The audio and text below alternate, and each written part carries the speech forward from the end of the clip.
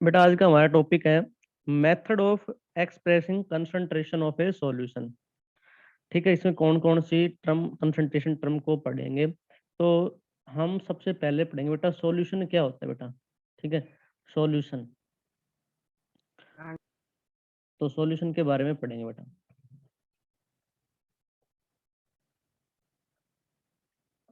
तो देखिए पहली जो टर्म है वो हमारी क्या है बेटा, सॉल्यूशन। पहली जो हमारी टर्म है बेटा वो क्या है, सॉल्यूशन। ठीक है बेटा। तो सॉल्यूशन क्या है, सॉल्यूशन आपके पास में a homogeneous mixture, a homogeneous mixture of of two or more non-reacting substance, two or more non-reacting substance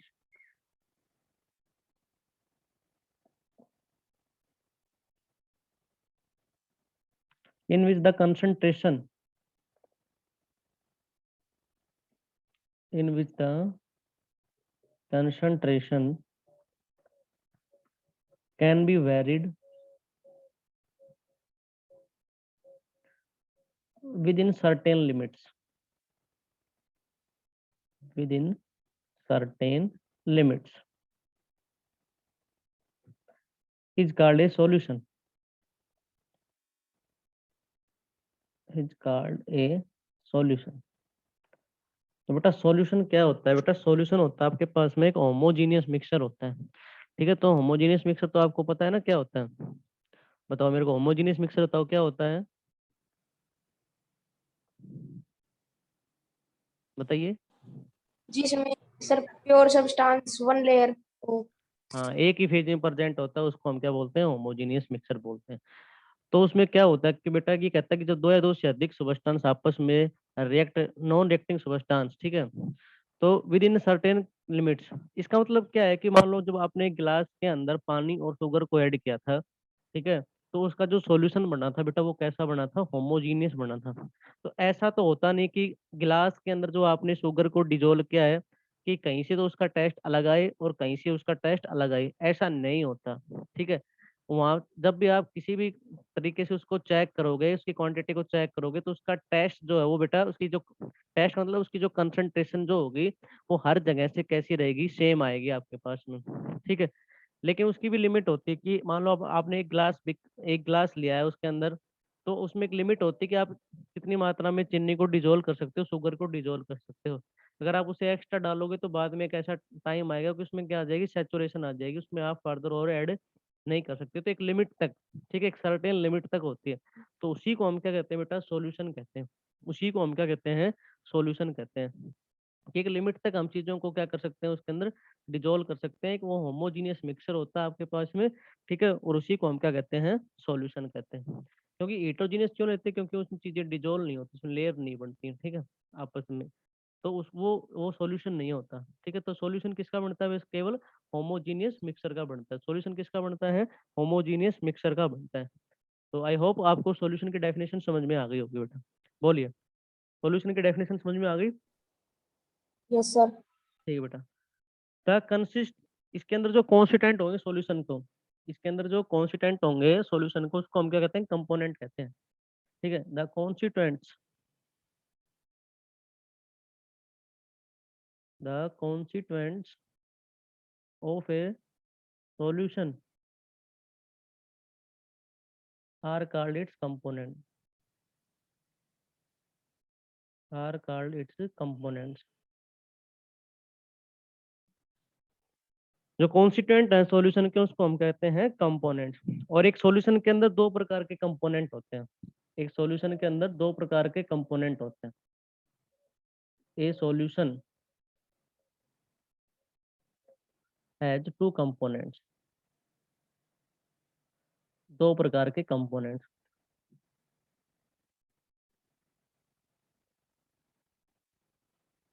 बेटा पहला होता है सोलवेंट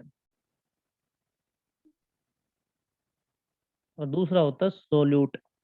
ठीक है, तो सोलवेंट क्या होता है बेटा, the component of a solution which is present in larger amount is called as a solvent. Solution के अंदर जो ज्यादा मात्रा में प्रेजेंट होता है, ठीक है, उसी को हम कहते हैं सॉल्वेंट। ठीक है,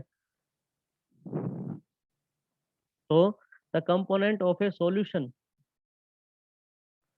the component of a solution, the component of a solution which is present in larger amount, which is present in larger amount, larger amount is called as a solvent, is called as a solvent। और एक इस खास बात क्या है कि एक solution के अंदर एक ही सॉल्वेंट प्रेजेंट होता है। ए solution can have only one solvent, can have only one solvent. तो एक सॉल्यूशन की दो कंपोनेंट होते हैं, पहला सॉल्वेंट है, तो सॉल्यूशन के अंदर जो ज्यादा मात्रा में प्रेजेंट होता है, जिसकी अमाउंट ज्यादा होती है, उसको हम सॉल्वेंट कहते हैं। और एक सॉल्यूशन के अंदर सॉल्वेंट बेटा आपके पास में एक ही होता है। अब नंबर सेकंड है बेटा आपके पास में सोल्यूट। नंबर सेकंड है सोल्यूट। तो सोल्यूट क्या होता है बेटा, जो कम मात्रा में प्रेजेंट होता है। The component of a solution, the component of a solution, ठीक है, the component of a solution which is present in lesser amount, which is present in lesser amount is called solute।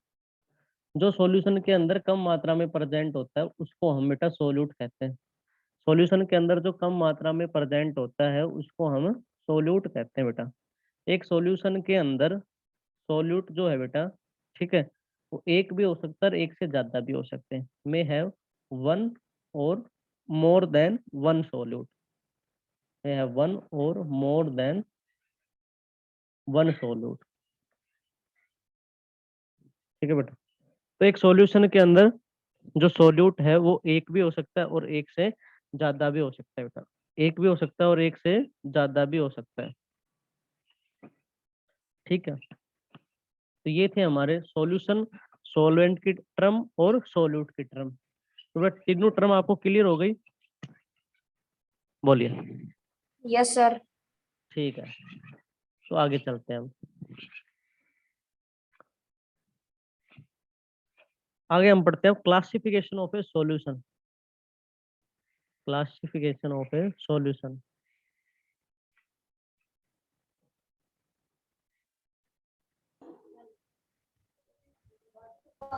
बेटा इसमें पहला है हमारे पास aqueous solution. Number एक है aqueous solution. क्या हो एक्वस का मतलब बेटा वाटर। ठीक है, तो एक ऐसा सॉल्यूशन जिसमें सॉल्वेंट के रूप में वाटर काम करता हो। एक ऐसा सॉल्यूशन जिसमें सॉल्वेंट के रूप में वाटर काम करता हो, वाटर प्रेजेंट हो सॉल्वेंट के रूप में, उसको हम कहते हैं एक्वस सॉल्यूशन। ठीक बेटा, उसको हम कहते हैं एक्वस सॉल्यूशन। तो ए solution in which solvent is water, solvent is water, इसमें solvent क्या हो, वाटर हो, is called aqueous solution, is called aqueous solution। जैसे एग्जांपल बेटा शुगर का सॉल्यूशन हुआ, इसमें solvent वाटर होता है। Salt solution, sugar solution, salt solution, ET. तो एक्वस का मतलब यही है कि सॉल्यूशन के अंदर सॉल्वेंट में वाटर प्रेजेंट हो तो वो आपके क्या कहलाता है, एक्वस सॉल्यूशन कहलाता है। अब बात आती है second number, non aqueous solution. Non aqueous solution. अब नॉन का मतलब क्या है, नहीं, ठीक है, जिसमें सॉल्वेंट के रूप में वाटर प्रेजेंट ना हो, कोई और अदर प्रेजेंट हो, उसको हम क्या कहते हैं, ठीक है, नॉन एक्वस सॉल्यूशन। तो जैसे कि बेटा, तो पहले इसको डिफाइन करेंगे, ए solution in which solvent is other than water, is other than water। ठीक है, इसमें सॉल्वेंट वाटर ना होगा, कोई दूसरी चीज प्रेजेंट हो आपके पास में, सॉल्वेंट कोई वाटर के अलावा प्रेजेंट होगा, उसको हम कहेंगे non aqueous solution, is called non aqueous solution.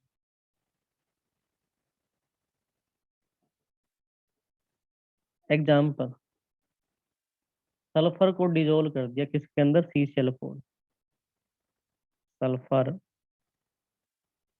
Dissolve in CCl4, carbon tetra chloride. तो यहाँ की बार सॉल्वेंट में क्या नहीं है आपके पास में, वाटर प्रेजेंट नहीं है बेटा, सॉल्वेंट में क्या प्रेजेंट नहीं है, वाटर प्रेजेंट नहीं है। तो इसको हम क्या कहेंगे बेटा, नॉन एक्वस सॉल्यूशन कहेंगे। ठीक है, इसको हम क्या कहेंगे, नॉन एक्वस सॉल्यूशन। तो आ गए हो बेटा, एक्वस और नॉन एक्वस की टर्म दोनों ही आपको समझा दी। तो दोनों टर्म आपको क्लियर है बेटा, बताइए। Yes sir. ठीक है, दोनों टर्म क्लियर है। ठीक है, आगे चलते हैं बेटा।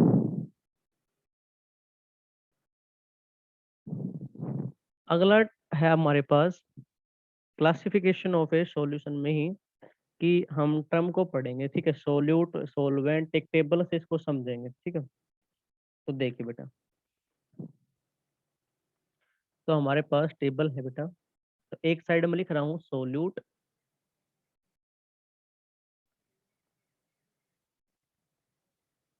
और एक साइड में है सोलवेंट।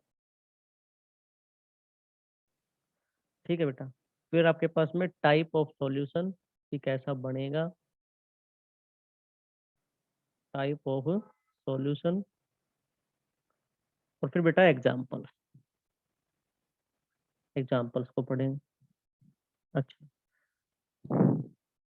तो देखो मैं एक बार लिख देता हूँ अब यहाँ पे, सॉलिड, तो नंबर 9 टर्म है टोटल। ठीक है, फर्स्ट और ये सेकंड और ये थर्ड, पहले 3 टर्म पढ़ लेते हैं। सॉलिड, लिक्विड और गैस। सॉल्यूट में सॉलिड, लिक्विड और गैस। सॉल्वेंट में सॉलिड सॉलिड, ये सारे के सारे सॉलिड।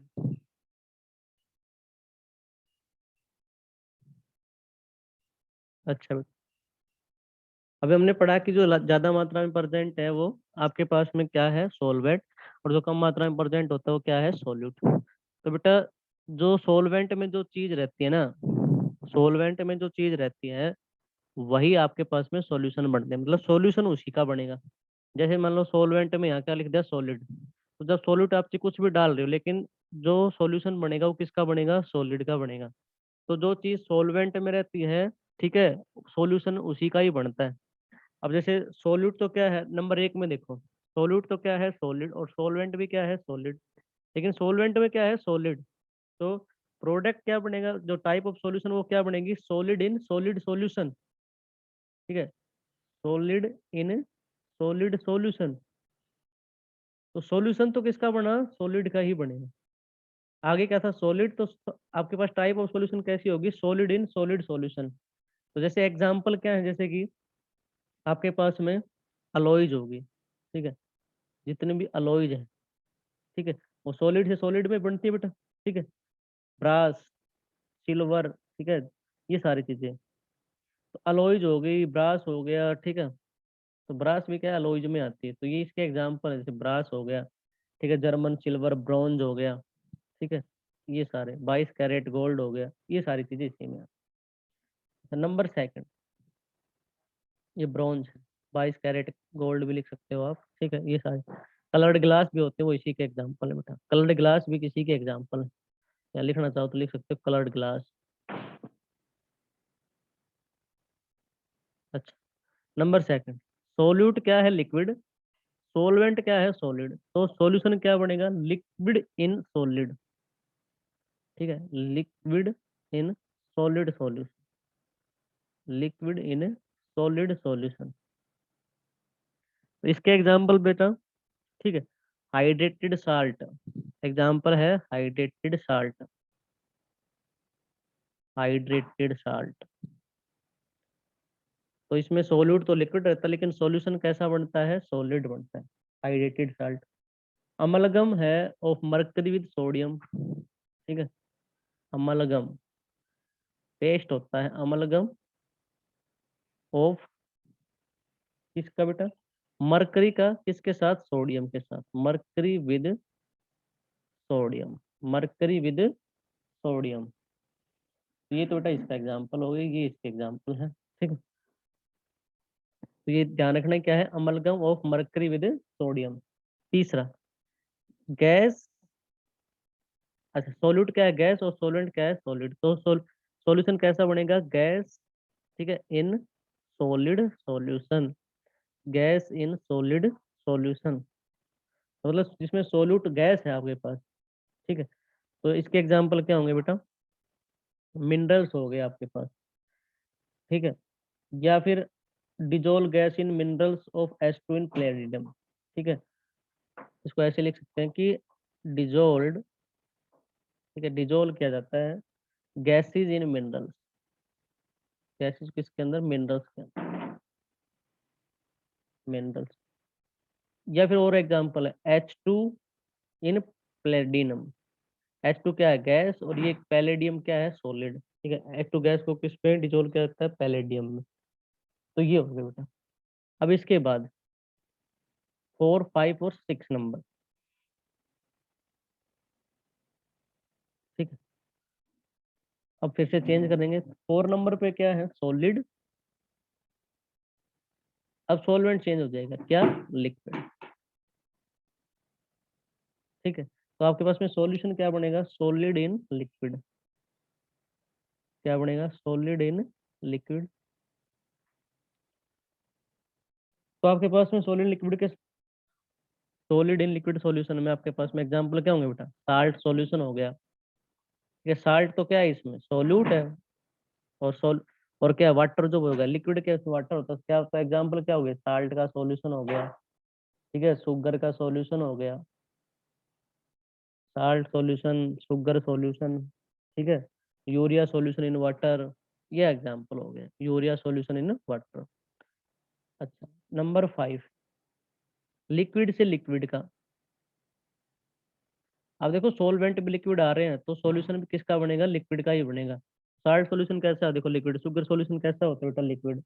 अब इसमें एग्जांपल देख रहे हो, लिक्विड भी सोल्यूट है और सॉल्वेंट भी क्या है, लिक्विड। तो टाइप ऑफ सॉल्यूशन क्या बनेगी, liquid in liquid solution, liquid in liquid solution. तो liquid in liquid solution example, ठीक है, मिथेनॉल और इथेनॉल इन वाटर, ठीक है, मिथेनॉल हो गया, इथेनॉल हो गया, मिथेनॉल या इथेनॉल को वाटर में मिक्स कर दो, तो मिथेनॉल इन वाटर। या और भी दूसरा example, milk in water, milk भी क्या है, वाट लिक्विड फॉर्म में होता है, वाटर भी किसमें होता है, लिक्विड फॉर्म में। तो सोल्यूट भी लिक्विड है, सोलवेंट भी लिक्विड है, तो दूसरा एग्जांपल क्या लिख सकते हो, milk in water, milk in water, ठीक है। नंबर 6 बेटा, सोल्यूट तो क्या हो, गैस, और सोलवेंट क्या हो आपके पास में, लिक्विड। तो टाइप क्या बनेगी, गैस इन लिक्विड, तो टाइप क्या बनेगी, गैस इन लिक्विड। एग्जाम्पल, ठीक है, एरिएटेड ड्रिंक्स या कार्बोनेटेड ड्रिंक्स कह दो, जैसे कोल्ड ड्रिंक जो भी होती है सारी की सारी, ठीक, कोल्ड ड्रिंक जो आप पीते हो वो कार्बोनेटेड ड्रिंक्स, ठीक है। O2 इन वाटर, ऑक्सीजन का वाटर में घुलना। तो बेटा ये कैसा सॉल्यूशन है, गैस इन लिक्विड, मतलब सॉल्यूट तो आपके पास में गैस है, सॉल्वेंट क्या है, लिक्विड। तो इन सब में आपने क्या देखा कि सॉल्यूशन जो सारा कैसा बना है, लिक्विड का। अच्छा, उसके बाद नंबर 7, बेटा नंबर 7, अब सॉलिड, ठीक है, और सॉल्वेंट कैसे रहेंगे, गैस के। तो सोल्यूट तो गैस है ना, सॉरी, सोल्यूट तो सॉलिड है और सॉल्वेंट क्या है, गैस। तो आपके पास में टाइप ऑफ सॉल्यूशन क्या बनेगा, solid in gas, solid in gas. तो इसका एग्जांपल बेटा, ठीक है, iodine vapours, camphor in nitrogen gas, ये वाले होते हैं। ठीक है, या फिर आपके पास में और भी एग्जांपल हैं, जैसे कि स्मोक है, ये एग्जांपल लिख लो, स्मोक, डस्ट, डस्ट स्ट्रीम। और इसके अलावा एग्जांपल लिख सकते हो आयोडीन वेपर इन एयर, ठीक है, आयोडीन वेपर्स इन एयर, या फिर कैंपर इन नाइट्रोजन गैस। ठीक है, ये भी लिख सकते हो आप। नंबर 8, लिक्विड तो क्या है, सोल्यूट, और गैस क्या है, सोलवेंट। तो लिक्विड इन गैस सॉल्यूशन, तो सॉल्यूशन कैसा बनेगा, लिक्विड इन गैस। ठीक है बेटा, एग्जांपल ह्यूमिडिटी इन एयर, ठीक है, ह्यूमिडिटी इन एयर, फॉग हो गया, humidity in air, fog.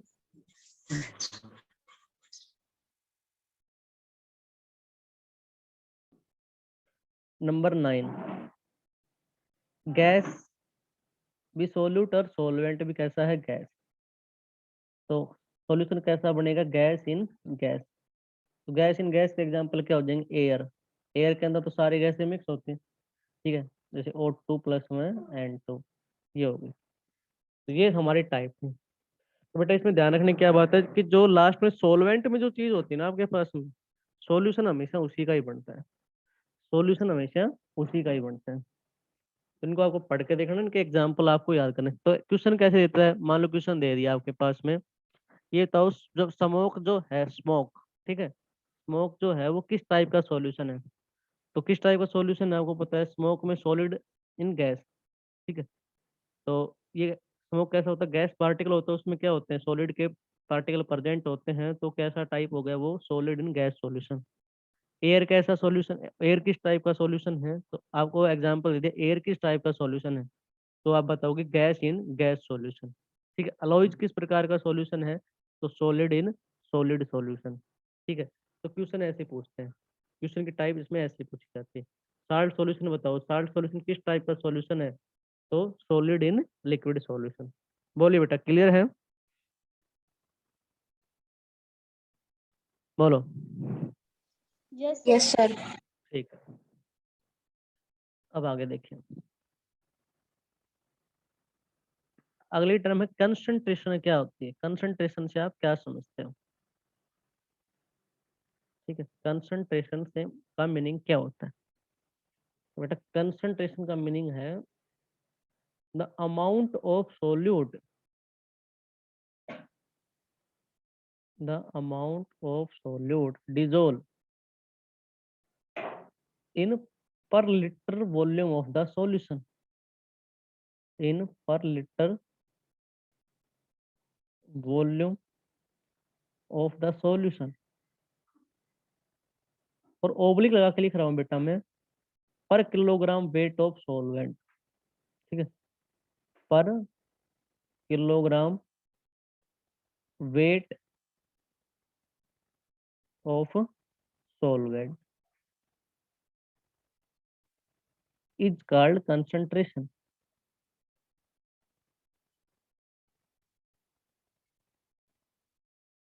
Is called concentration. देखो, इसका मतलब क्या है कि अमाउंट ऑफ सोल्यूट को डिजोल्व किया जाता है पर litre volume of the solution में। मतलब पर litre volume of the solution में कितने सोल्यूट अमाउंट को आप डिजोल्व करते हो, वो क्या कहलाती है, कंसंट्रेशन कहलाती है। लेकिन हमारी बहुत सारी कंसंट्रेशन टर्म पढ़ेंगे, तो उन सभी में तो यही पढ़ेंगे कि सोल्यूट को डिजोल्व किया जाएगा वॉल्यूम ऑफ द सॉल्यूशन के अंदर। लेकिन हमारे एक कंसंट्रेशन टर्म ऐसी रहेगी जिसमें हम, ठीक है, सोल्यूट को डिजोल्व करेंगे किसमें, किलोग्राम ऑफ द सोलवेंट के अंदर। ठीक है, उसको हम डिजोल्व करेंगे, और सोलवेंट जो रहेगा हमारा किलोग्राम में रहेगा, और सोलवेंट के अंदर उसको क्या करेंगे, डिजोल्व करेंगे। तो वो कहलाएंगे हमारी कंसंट्रेशन टर्म कहलाएंगे। ठीक है, तो कंसंट्रेशन टर्म क्या है कि सोल्यूट को डिजोल्व किया जाएगा पर लीटर वॉल्यूम होता है सॉल्यूशन के अंदर। लेकिन एक कंसंट्रेशन टर्म हमारी ऐसी भी रहेगी जिसको हम, ठीक है, डिजोल्व करेंगे सोल्यूट को किसमें, किलोग्राम ऑफ द सोलवेंट में। इसी को हम क्या कहते हैं, कंसंट्रेशन कहते हैं। ठीक है, इसी को हम क्या कहेंगे, कंसंट्रेशन कहेंगे। कंसंट्रेशन टर्म को दो भागों में डिवाइड किया गया है, एक टेम्परेचर डिपेंडेंट और दूसरा टेम्परेचर इंडिपेंडेंट। कंसंट्रेशन टर्म को दो भागों में डिवाइड किया गया है। तो concentration is divided into two parts. Concentration term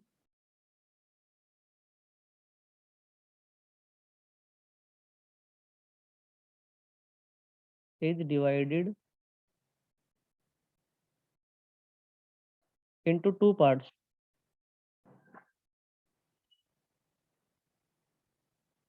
concentration term को दो भागों में डिवाइड किया गया। एक बेटा टेम्परेचर डिपेंडेंट और दूसरी क्या है, टेम्परेचर इंडिपेंडेंट। तो नंबर फर्स्ट टेम्परेचर डिपेंडेंट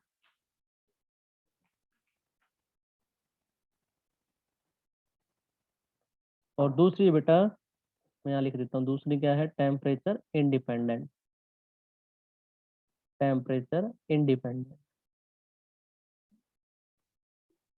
तो टेम्परेचर डिपेंडेंट में जो आती है बेटा वो कौन कौन सी आती हैं, फिर मैं बता भी दूंगा कि कौन कैसे होती है टेम्परेचर डिपेंडेंट और इंडिपेंडेंट। तो बेटा पहला है जैसे volume by volume percentage. Volume by volume percentage, P by V. ठीक है। सेकंड वेट, वेट या मास कह दो, वेट या फिर मास बाय वॉल्यूम परसेंटेज। ठीक है। वॉल्यूम परसेंटेज मतलब डब्ल्यू बाई वी परसेंटेज। अच्छा नंबर तीन है बेटा मोलरिटी। नंबर फोर है नॉर्मलिटी। नंबर फाइव है पार्ट्स पर मिलियन। पार्ट्स पर मिलियन। ठीक है। इसको हम शॉर्ट फॉर्म में लिखते हैं पीपीएम से। तो इस तो डब्ल्यू बाई वी और वी बाई वी।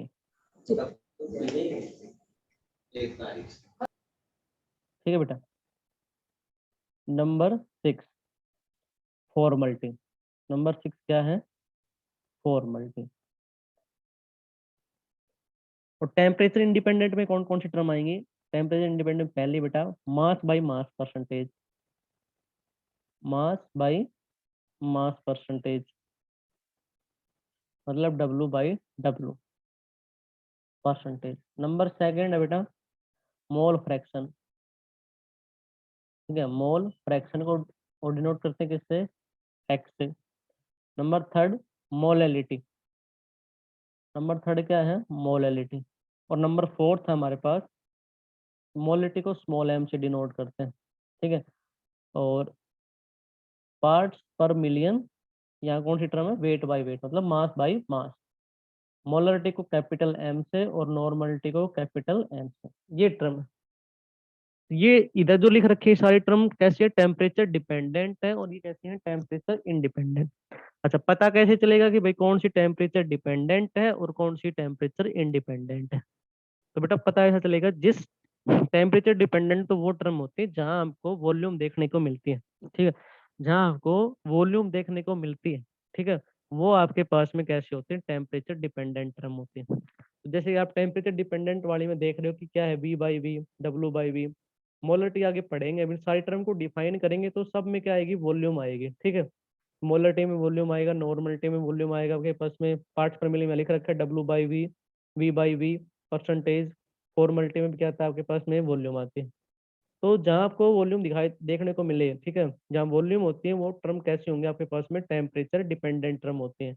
वो टर्म कैसे होती है, टेम्परेचर डिपेंडेंट। तो ये सारी की सारी टर्म कैसी है बेटा आपके पास में, टेम्परेचर डिपेंडेंट टर्म है। इधर जो लिख रखी है बेटा टेम्परेचर, वो कैसी है आपके पास में, टेम्परेचर इंडिपेंडेंट टर्म है। ठीक है। जैसे mass by mass mass by mass percentage, तो डब्ल्यू बाई डब्ल्यू यहाँ वॉल्यूम नहीं है। मोल फ्रैक्शन, मोल फ्रैक्शन पढ़ेंगे उसमें वॉल्यूम नहीं आता। मोलिटी में, ठीक है, सोलवेंट आता है किलोग्राम में, जैसे मैंने ऊपर लिखा ना पर किलोग्राम वेट ऑफ सोलवेंट, वो सिर्फ एक ही कंसंट्रेशन टर्म है, वो कौन सी हमारी, मोलैलिटी। सिर्फ इसी के अंदर हम किलो जो सॉल्यूट को डिजोल्व करें वो किस में करते हैं, किलोग्राम ऑफ सोलवेंट में डिजोल्व करते हैं। बाकी सबको किस में करते हैं, वॉल्यूम पे। और जिसमें नहीं है उसमें वॉल्यूम प्रेजेंट नहीं होगी। तो जब हम एक एक टर्म को सारे को पढ़ेंगे तो हमें वहां से क्लियर हो जाएगा बेटा। और चौथी क्या है, पार्ट्स पर मिलियन। तो ये 4 टर्म तो ऐसी हैं जो टेम्परेचर इंडिपेंडेंट है, और ये सारी कैसी हैं, टेम्परेचर डिपेंडेंट। तो कई बार क्वेश्चन पूछ लिया जाता है कि भाई नॉर्मलिटी बताओ कैसी है, ठीक है, टेम्परेचर डिपेंडेंट है या टेम्परेचर इंडिपेंडेंट है, या मोल फ्रैक्शन जो है वो टेम्परेचर डिपेंडेंट है या कैसा है, टेम्परेचर इंडिपेंडेंट। तो आपको क्लियर पता चल गया होगी कौन सी टर्म तो यहाँ टेम्परेचर डिपेंडेंट है और कौन सी टेम्परेचर इंडिपेंडेंट है। बाकी इनकी अभी एक एक करके सभी को पढ़ेंगे, ब्रीफली डिस्क्राइब करेंगे। तो इतना तो ध्यान रहेगा कि अगर क्वेश्चन आ जाए तो टेम्परेचर डिपेंडेंट वो टर्म होती है जहाँ वॉल्यूम देखने को मिलेगी, तो आप बाई चांस आप भूल भी जाते हैं तो वहां से आप कर सकते हो। तो ये सारी टर्म आपको क्लियर हो गई बेटा, बताइए मेरे को, यस और नो में आंसर यस। दीजिए। ठीक है, यस सर। ठीक है बेटा।